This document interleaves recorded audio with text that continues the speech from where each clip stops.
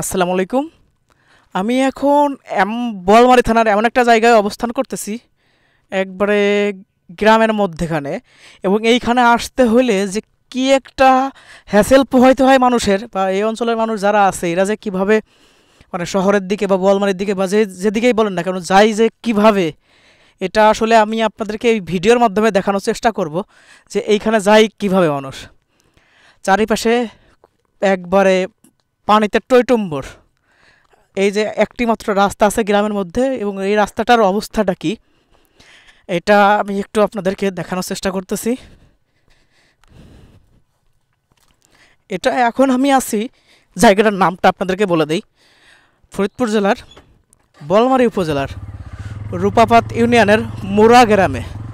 এই গ্রামের মধ্যে একটি প্রাইমারি স্কুল আছে, এবং প্রাইমারি স্কুলটার অবস্থা কীরকম সেটাও আমি দেখাবো আপনাদেরকে। দেখেন চারিপাশের অবস্থাটা কি, রাস্তার অবস্থা। রাস্তার দুই পাশে আসলে সোনালী আসে ভরপুর ভালোবাসি ফরিদপুর, তারই একটি নিদর্শন দেখা যাচ্ছে এইখানে, যে রাস্তার দুই পাশে কীভাবে পাটকাঠি কি কত সুন্দর সারিবদ্ধভাবে রাখছে। আর এই যে সামনে দেখতেছেন একটা প্রাইমারি স্কুলের অবস্থাটাও একবারে জরাজীর্ণ অবস্থা, দেখার কেউ নাই। আমার মনে হয় না যে এই রকম জরাজীর্ণ অবস্থায় কোনো প্রাইমারি স্কুল আমাদের অত্র বোয়ালমারী থানার মধ্যে আছে।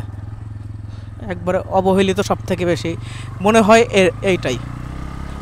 আর এই এই জায়গাটাই যতটুকু দেখলাম যে এই অঞ্চলে হিন্দু সম্প্রদায়ের লোক বেশি বসবাস করে।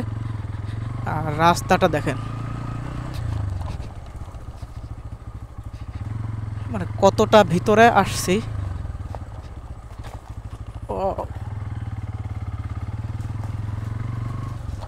এইখানে মানুষ কত কষ্টে যাতায়াত করে, আমার মনে খুব কি বলবো, আর খুব কষ্ট লাগতেছে যে এইখানে কিভাবে আসে।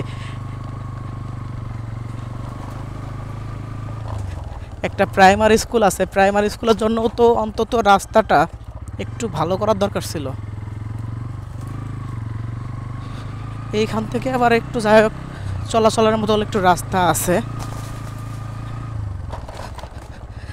এই যে যে গ্রামের প্রকৃতি, একবার চারিপাশে শুধু অথই পানি।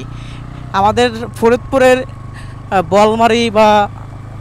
বোয়ালমারীর আশেপাশে বন্যার পানিটা নাই বললেই চলে, বা হয় না ওইরকম। তবে এই রূপপাত ইউনিয়নের কিছু অংশে আছে যেটা বৃষ্টির পানি বা নদীর থেকে উজানের যে পানিটা অল্প পরিসরে আসে। আর তার সেই পানিগুলো দেখতে হলে চলে আসতে হবে এই রূপপাত ইউনিয়নের কিছু গ্রামে। রূপপাত ইউনিয়নের অনেক গ্রামেই এরকম পানি দেখা যায়। আমি এখন চলে আসছি মুরা বাজারে। আমার পিছনে যে রাস্তাটা চলে গেছে ওটা হলো রূপপাত, আর সামনে যেটা গেছে এটা হলো সসরাইল।